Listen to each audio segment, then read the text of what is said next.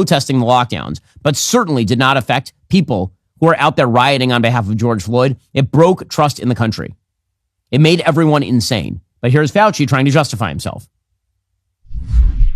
I'm going to go through a list of COVID mitigation measures that you supported over the course of the pandemic and ask you to give me a yes or no as to whether you believe these measures were justified. Business closures. Early on, when 5,000 people were dying a day, yes. Church closures. Same thing. School closures. Again, stay-at-home orders. These were important when we were trying to stop the tsunami of deaths that were occurring early on. How long you kept them going is debatable. How long you kept them going was debatable. You were pushing for them to be kept going for years on end, particularly in schools where there was no actual evidence whatsoever that school transmission was a serious danger to children. One of the things about COVID-19 that was truly amazing is that it really affected disproportionately the elderly and the obese. Those are the people it killed, typically speaking.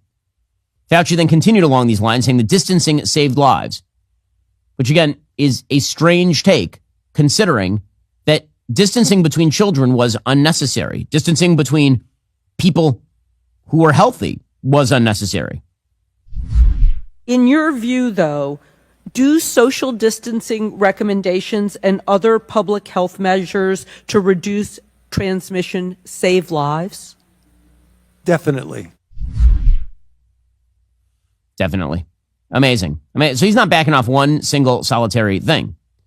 Now, one of the things he was pushing, the CDC, the NIH, they were all pushing it, was the 6-foot distancing rule. We said this at the time. There was no evidence to back the 6-foot distancing rule. It was complete crap.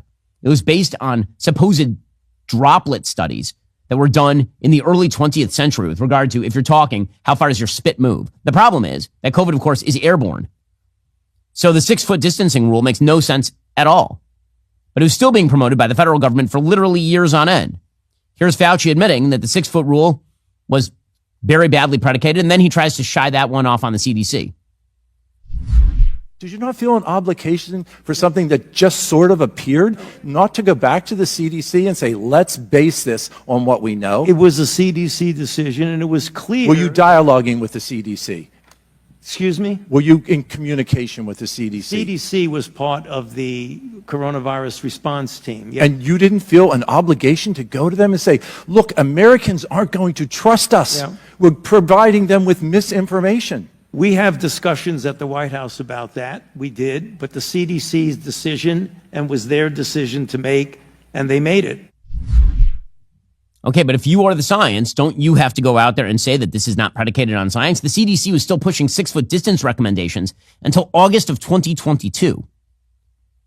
So there are a couple things about Fauci. Yeah, there are people who believe that Dr. Fauci is just a nefarious character who, for his own gain, his own public gain, was attempting to maximize his own power, which would not be a terrible take. Again, when it comes to career bureaucrats who have been very famous, of course, many of them wish to maximize their own role in the public square. This is the problem with bureaucracies. They're constantly attempting to gobble up more power with less accountability.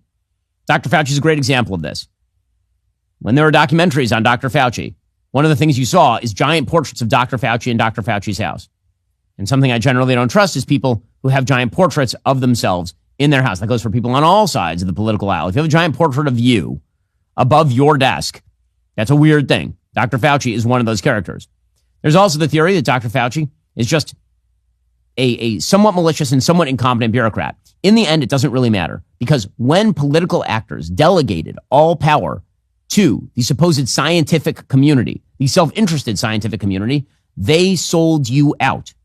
One of the reasons I ended up moving to Florida is because Governor Ron DeSantis did not do this. He recognized that there are trade-offs when it comes to public policy, wrecking the economy, destroying mental health in this country, destroying schooling in this country. None of it was worth the kind of silliness that Dr. Fauci was pushing. Now, whether Dr. Fauci did this out of maliciousness or whether he did it out of negligence, I'm sure that matters when it comes to the possibility of, say, a criminal prosecution for perjury. But when it comes to what we do next time this happens, the answer is the political branches of government are elected for a reason. Delegation of their powers to so-called experts in the executive branch, that is a dramatic failure. It's an abdication of duty.